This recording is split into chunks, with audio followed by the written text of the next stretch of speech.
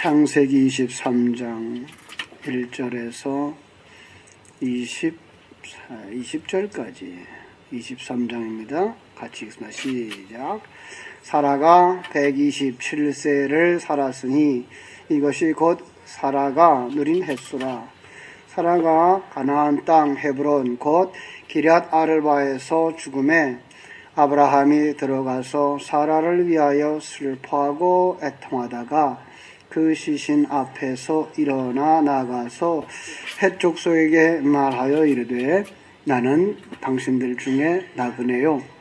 거류하는 자이니 당신들 중에서 내게 매장할 소유지를 주어 내가 나의 죽은 자를 내 앞에서 내어다가 장사하게 하시오. 헷 족속이 아브라함에게 대답하여 이르되 내 주여 들으소서. 당신은 우리 가운데 있는 하나님이 세우신 지도자이시니 우리 묘실 중에서 좋은 것을 택하여 당신의 죽은 자를 장사하소서. 우리 중에서 자기 묘실에 당신의 죽은 자 장사함을 금할 자가 없으리이다. 아브라함이 일어나 그 땅 주민 헷 족속을 향하여 몸을 굽히고 그들에게 말하여 이르되 나로 나의 죽은 자를 내 앞에서 내어다가 장사하게 하는 일이 당신의 뜻일진데 내 말을 듣고 나를 위하여 소알의 아들 에브론에게 구하여 그가 그의 반머리에 있는 그의 막벨라 굴을 내게 주도록 하되 충분한 대가를 받고 그 굴을 내게 주어 당신들 중에서 매장할 소유지가 되게 하기를 원하노라 하매 에브론이 헷 족속 중에 앉아 있더니 그가 헷 족속 곧 성문에 들어온 모든 자가 듣는 데서 아브라함에게 대답하여 이르되 내 주여 그리 마시고 내 말을 들으소서. 내가 그 밭을 당신에게 드리고 그 속의 굴도 내가 당신에게 드리되 내가 내 동족 앞에서 당신에게 드리오니 당신의 죽은 자를 장사하소서. 아브라함이 이에 그 땅의 백성 앞에서 몸을 굽히고 그 땅의 백성이 듣는 데서 에브론에게 말하여 이르되 당신이 합당히 여기면 청하건대 내 말을 들으시고 내가 그 밭의 값을 당신에게 주리니 당신은 내게서 받으시오. 내가 나의 죽은 자를 거기 장사하겠노라. 에브론이 아브라함에게 대답하여 이르되 내 주여 내 말을 들으소서. 땅값은 은 400세겔이나 그것이 나와 당신 사이에 무슨 문제가 되리까? 당신의 죽은 자를 장사하소서. 아브라함이 에브론의 말을 따라 에브론이 헷 족속이 듣는 데서 말한 대로 상인이 통용하는 은 400세겔을 달아 에브론에게 주었더니 마므레 앞 막벨라에 있는 에브론의 밭 곧 그 밭과 거기에 속한 굴과 그 밭과 그 주위에 둘린 모든 나무가 온 성문에 들어온 모든 헷 족속이 보는 데서 아브라함의 소유로 확정된지라. 그 후에 아브라함이 그 아내 사라를 가나안 땅 마므레 앞 막벨라 밭굴에 장사하였더라. 마므레는 곧 헤브론이라. 이와 같이 그 밭과 거기에 속한 굴이 헷 족속으로부터 아브라함이 매장할 소유지로 확정되었더라. 아멘. 네, 오늘은 아브라함이 사라를 위하여 준비한 막벨라 풀에 대한 이야기입니다. 아주 중요한 얘기죠. 창세기 22장 1절로 19절에서 아브라함의 신앙의 절정을 우리는 보았습니다. 신앙의 완성의 모습이라고 해야 더 옳겠죠. 신앙의 완성의 모습을 보았습니다. 그것이 뭐죠? 아들을 제물로 드릴 수 있는 단계, 그리고 그 아들을 어린 양으로 말미암아 구속함을 보는 단계. 그러니까 예수 그리스도를 통하여서 구원이 완성되어지고 생명이 살아나는 단계. 그걸 이제 22장에서 본 거죠. 어떤 면에서 그 이삭은 예수님을 상징하고 역시 양도 역시 예수님을 상징하는데 이삭은 그 여자가 낳은 후손으로 나와서 예수가 상징되죠. 그래서 예수로 말미암아 누가 살아나는 거죠? 거기서 예수로 말미암아 아브라함이 살아나는 그림인 거죠. 그렇습니다. 물론 이삭은 역시 예수인 어린 양으로 말미암아 살아나는 이런 복합적인 그림이라 그랬습니다. 그리고 23장 1절로 20절에서 사라가 죽어 매장되는 사건이 나오는데 그 중간에 22장 20절로 24절에서 여호와 이레의 속편을 보셨다 그랬습니다. 여호와 이레. 그래서 거기에 누굴 준비하죠? 사라가 리브가가 준비되어지는 이야기가 거기에서 나오고 있는 것을 우리가 보았습니다. 이제 23장을 살펴보는데요. 사라가 믿음을 지키고 살다가 믿는 자들의 어머니의 사명을 남겨놓고 죽습니다. 하나님 품에 돌아갑니다. 여기서 또 다른 각도에서 좀 보실 수 있으면 좋겠어요. 아브라함과 사라는 두 사람이다, 한 사람이다. 한 몸입니다. 여기서 이제 한 몸인 그 사라를 보고 사라가 어떻게 세상을 떠나며 세상을 떠나서 어떤 방향으로 가는가의 모습은 곧 우리예요. 그게 아브라함이 자신이고 우리 자신인 거죠. 이렇게 볼 수 있었으면 좋겠습니다. 그래서 아브라함이 믿음의 아들로 나오고 여자가 옛사람이 죽는 모습을 구체적으로 보여주는 거죠. 성경 속에 있는 여자들은 모두 다 누구다? 씨를 가지지 않았던 우리의 모습이었고 거기에 새 생명이신 예수 그리스도가 씨로 우리 안에 들어오면 그가 이제 임신한 자가 되어지고 그게 우리 신앙생활의 전 과정이고 그 전 과정 속에서 옛사람을 점점 벗어버리고 이제 마지막에 벗어버리는 그 모습이 죽음이고 우리는 그 죽음과 함께 누구로 태어납니까?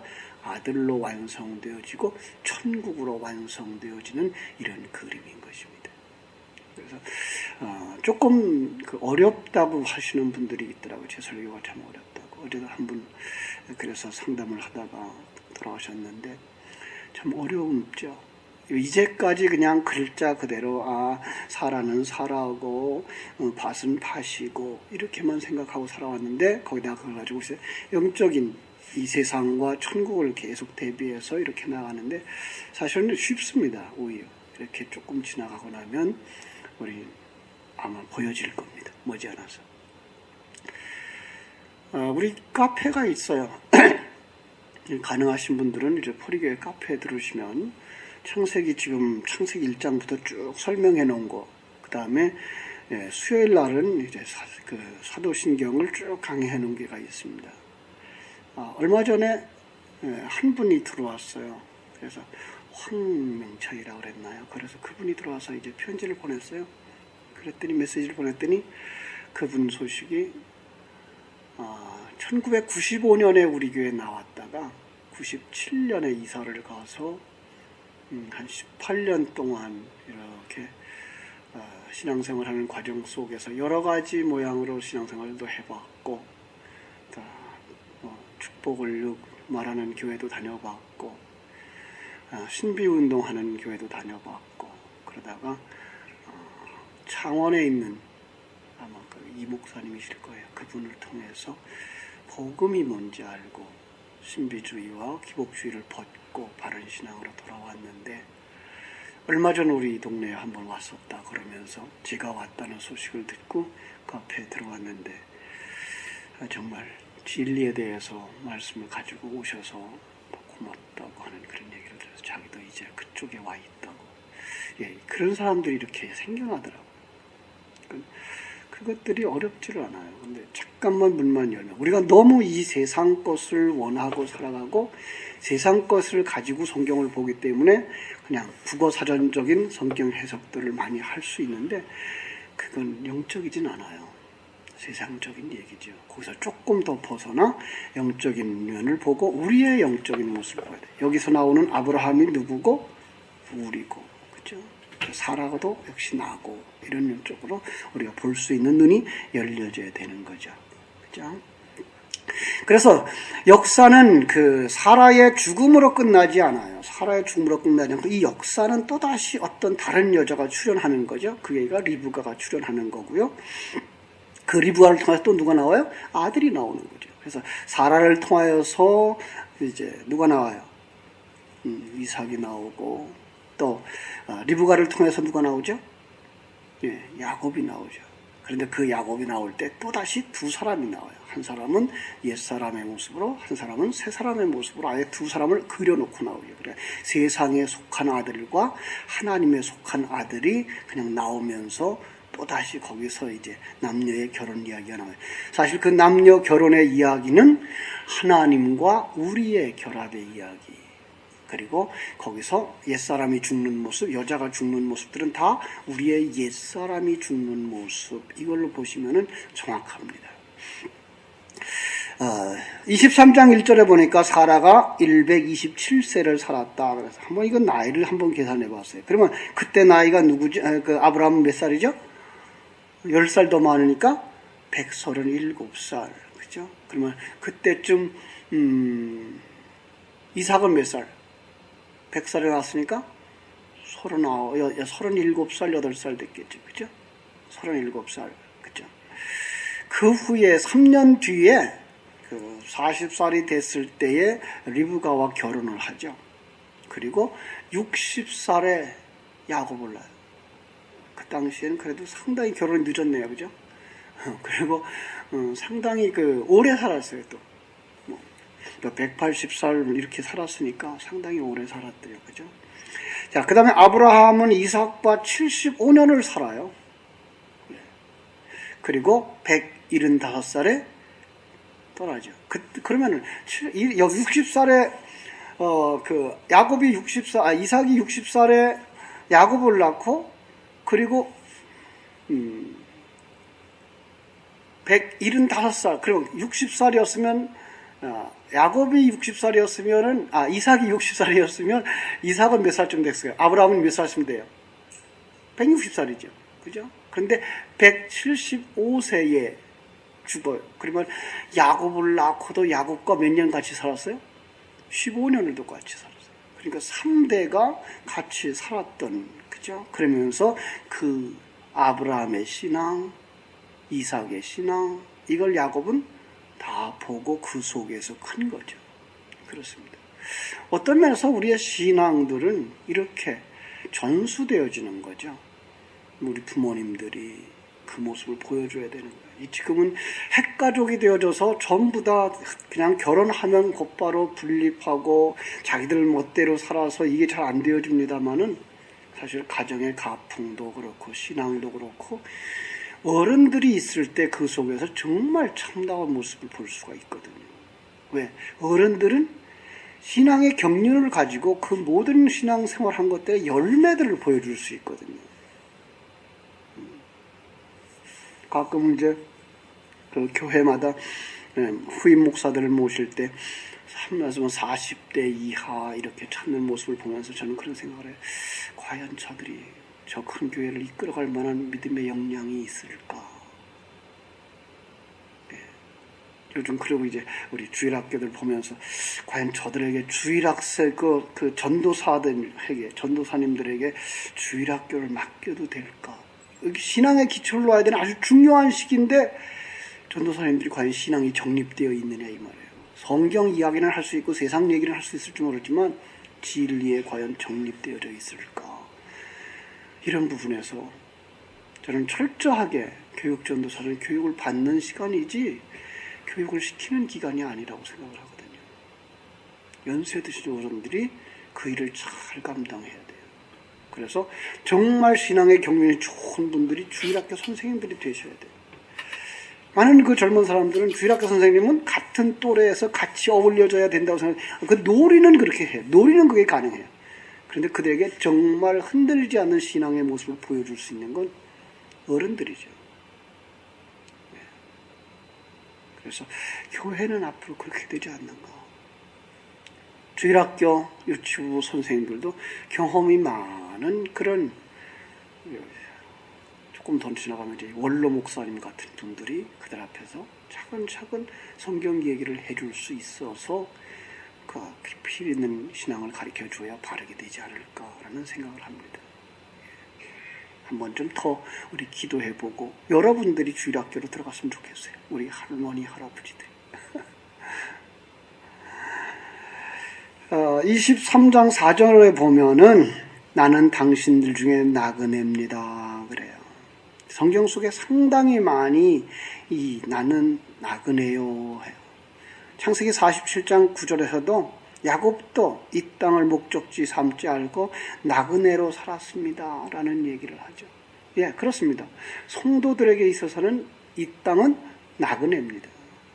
왜 나그네라 그러죠? 나그네는 뭐가 있기 때문에 나그네예요? 이 땅에서 고향이 있기 때문에. 예, 고향이 있기 때문에. 우리들의 고향은 어디입니까? 그렇죠. 천국입니다. 이 나그네 사상, 이거 우리에게 필요해요. 나그네로 살아간다면 이 땅에다가 뿌리 내리려고 이 땅에다가 애를 잔뜩 쓰지 않죠. 언제 이사 갈지 모르니까. 저희들이 중국에 가 있을 때도 그랬죠. 언젠간 돌아갈 거죠. 언젠간 돌아간다는 생각 때문에 거기에 집을 사지도 아니했고 가구를 사지도 아니했고 있는 형편 그대로. 언제 또 이사할지 모르니까 이런 생각을 가지고 살았는데 그게 나그네죠.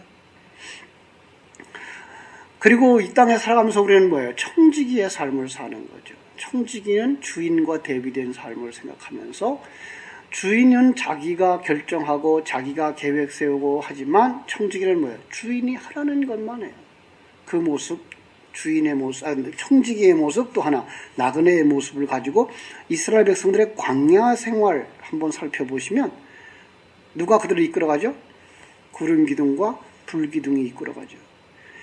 구름 기둥이 뜨면 그들은 보따리 써야 돼요. 예. 가라 그러면 가는 거죠. 예, 가라 그러면 가야죠. 움직이는 거죠. 거기에 대해서 뿌리 내리고 농사할 수 있는 시간을 하나님이 안 주었어요. 뭐만 바라보라고요? 그 땅의 것 먹지 말고 내가 주는 건 먹어야 해요. 그건 뭐예요? 그게가 진정한 금식이에요.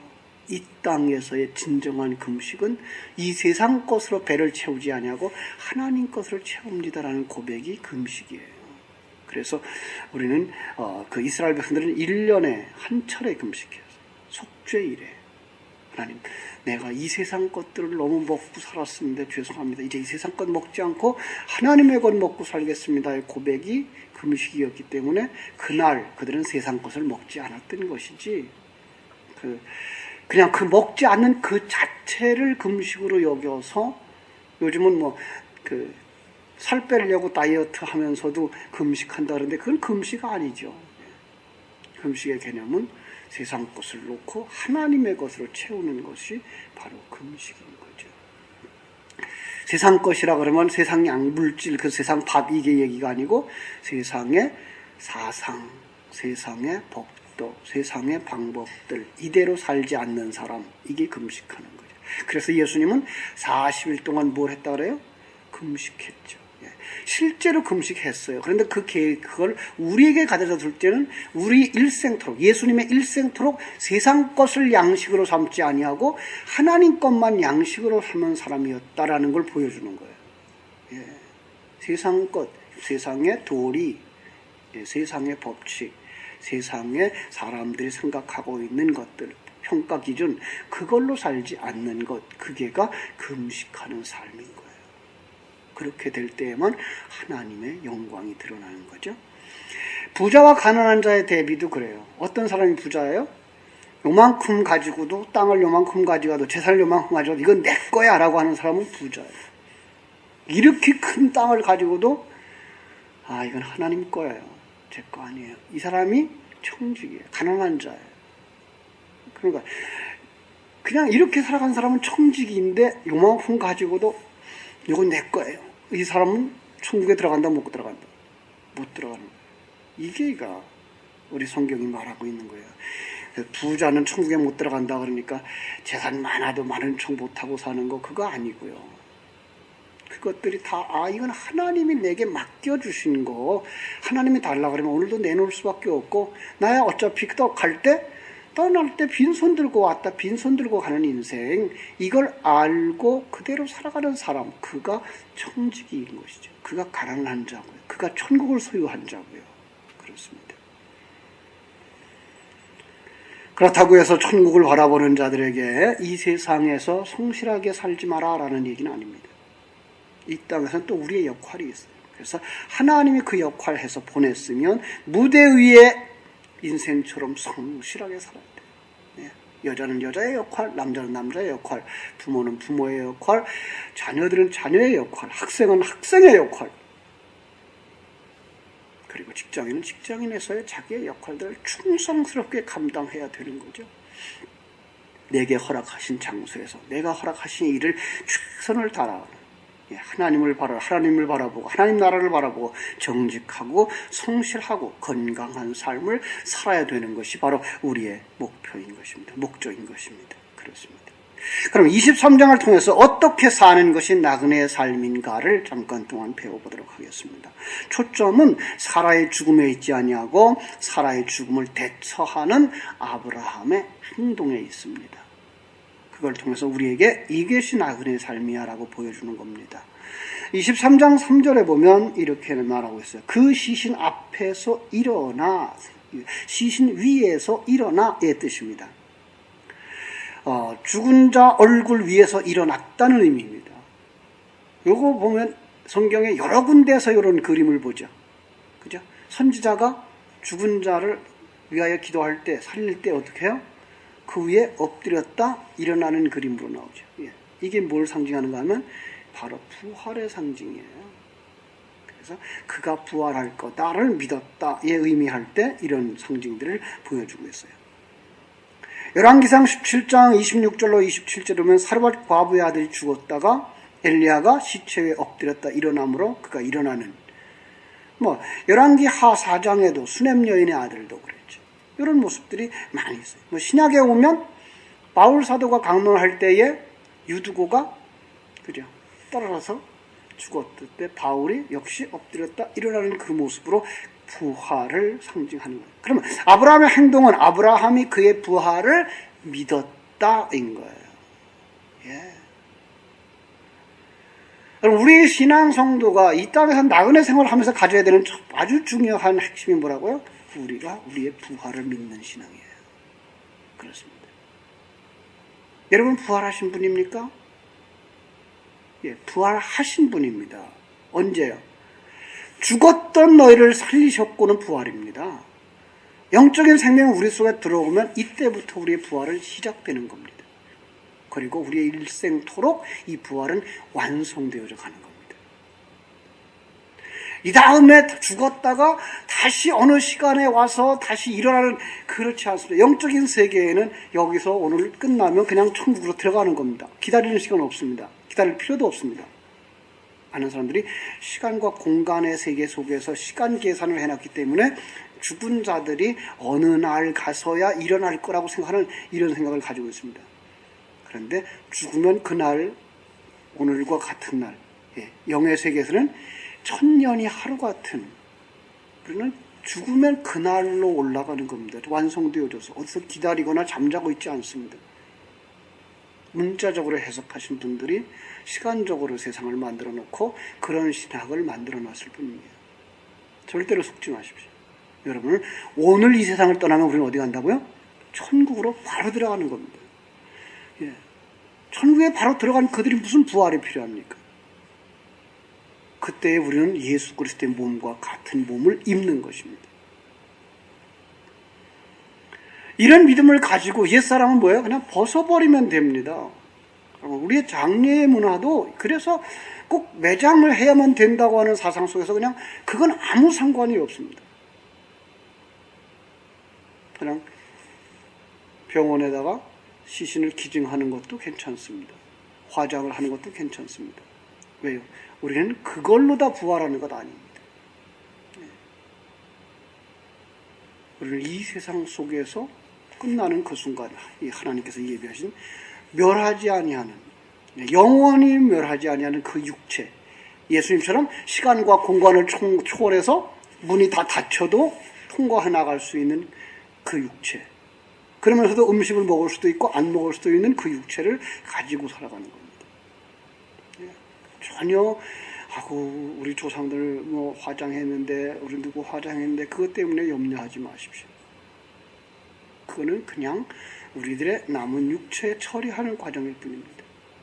물론 우리는 그동안의 관계를 가지고 사랑으로 맺어져서 그런 것들에 대한 안타까움이 있는 건 사실입니다. 그러나 그럼에도 불구하고 그런 데 대해서 너무 연연해하지 마시고 꼭 장례해야만 그 육체가 부활한다고 생각하는 그 생각에서부터 벗어나시는 것이 좋다라는 얘기를 하는 겁니다. 23장 2절에 보면 슬픔을 두 가지로 표현하고 있어요. 아브라함이 들어가서 사라를 위하여 슬퍼하며 애통하다가 이 두 가지 단어 있어요. 슬퍼하며라고 하는 건 가슴을 쥐어뜯듯 애가 끌렀다. 애 끊는 이 뜻이에요. 그 다음에 애통하다는 그 감정을 억제하고 조용히 흘리는 눈물을 애통이라고 그래요. 왜 그랬을까요? 그렇게 가슴을 쥐어뜯듯 애가 끊어지는 건 사라에 대한 깊은 감정과 사랑의 표현이죠. 아브라함이 그렇게 사랑했었구나, 사라를. 그런데 그 다음엔 뭐예요? 그가 부활을 믿었기 때문에 억제하고, 슬픔을 억제하고 조용히 맞이했다고 하는 사실입니다. 그렇습니다. 사라의 부활을 우리에게 알려주고 있어요. 그래서 그 다음에 가서 3절에서 시신에서 일어나예요. 시신 위에서 일어나. 그죠? 부활신앙을 믿기 때문에 위로를 받고요. 우리가 부활신앙을 가지고 있기 때문에 이 땅에 소망이 있어요. 네, 천국에 대한 소망이죠. 부활신앙은 그 부활 그 자체만이 아니라 부활은 무엇과 연결돼요? 영생과 연결되어지는 거죠. 우리 그 소망이 있기 때문에 이 세상에서 고난과 고통을 겪어가면서도 뭐 할 수 있어요? 거기서 온유할 수 있어요. 예, 담대할 수 있고요. 왜? 이거 과정을 거치면서 옛사람을 벗어버리는 거니까. 그리고 하나님은 이걸 통해서 만들어 가시는 것이니까 그 속에서 우리는 하나님의 손길을 의지하고 담대하게 매일매일을 기쁨으로 살아갈 수 있는 것입니다. 히브리서 11장 8절로 10절이나 13절로 16절에 보면 아브라함이 가나안 땅에 살면서 하나님이 주시겠다고 하는 그 땅에 대한 소망을 키웠다라고 말하고 있어요. 그 땅은 어떤 땅이에요? 가나안 땅? 예, 가나안 땅이 아니고 새 하늘과 새 땅. 그죠? 믿음의 조상들이 그걸 다 알았어요. 여러분, 믿음의 조상들은 십자가 이후의 삶을 몰랐다고 생각하시면 절대로 안 됩니다. 구약 성경 인물들은 예수의 십자가와 그 하나님의 희생에 대해서 몰랐다고 생각한다면 그건 오해입니다. 그들도 우리와 똑같은 신앙을 가진 겁니다. 예. 그래서 제가 보는 구약은 이렇게 잘라놓고 이쪽은 구약시대, 예수님이 왔다 간 그 후부터 신약시대가 아니라 이렇게 잘라놓고 율법을 가지고 보는 시대가 구약시대. 지금도 율법을 설교하면 구약을 설교하고 있는 거 구약시대 사는 사람이고, 구약시대에도 이 하나님의 그 희생과 예수 그리스도의 성령의 역사로 말미암아 새 사람의 삶을 살면 그가 신약을 사는 사람입니다. 지금도 우리도 이 땅에 살지만, 예수 그리스도 이후의 삶을 살지만 하나님의 말씀이 우리 안에 들어와서 이 진리를 깨달아 아는 사람만 신약을 사는 사람이고, 아직도 성경을 문자적으로 보고 율법적으로만 본다면 그것은 구약을 사는 사람입니다.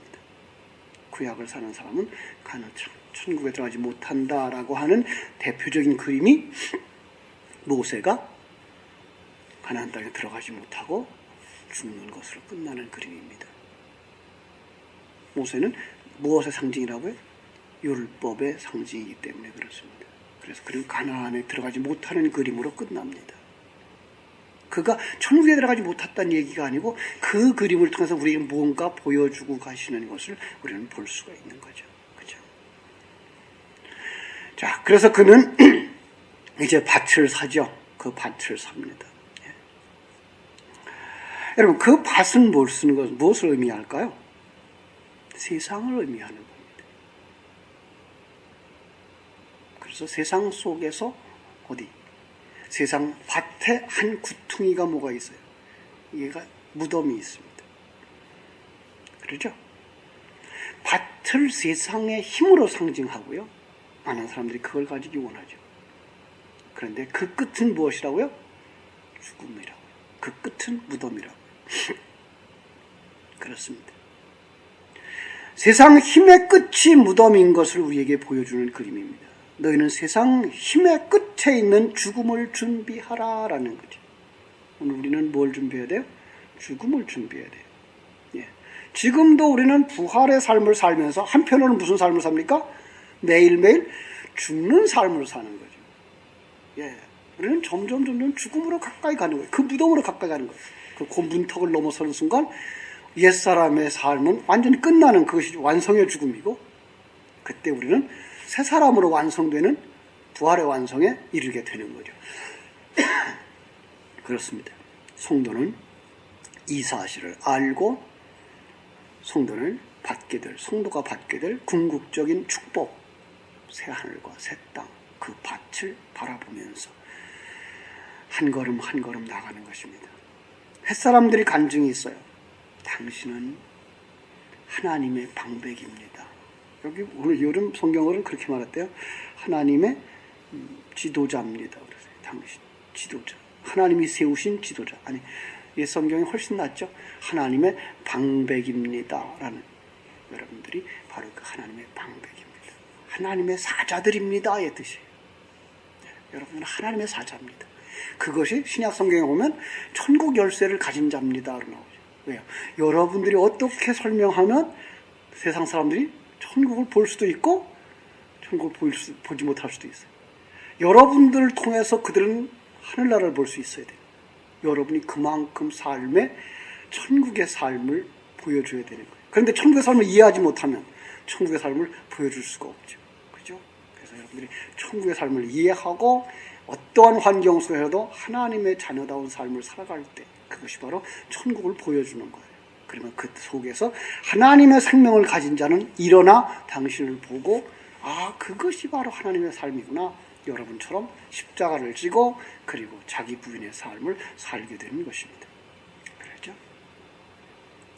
이 세상 속에서는 교만할 것도 없고 가진 자의 너그러움을 보여주면서 겸손한 자의 삶을 살았던 아브라함이 그들 앞에 엎드리는 모습으로 우리에게 표현해주고 있어요. 그렇습니다. 우리는 하나님 앞에서 사는 사람입니다. 구원받은 자로, 그리고 내 모습 이대로 기뻐하며 평강을 누리며 이렇게 해서 완성으로 가는 거군요. 그 계단 하나하나 가는 거군요. 그 점점 늙어져 간다고 하는 것에 대해서 비통해할 일도 없고 점점 병들어간다고 해서 아파할 이유가 없습니다. 왜요? 어느 한순간 우리는 이걸 벗고 완전히 자유하는, 슬픔과 고통과 눈물이 없는 새 하늘과 새 땅을 우리는 쳐다보고 바라다보고 있기 때문입니다.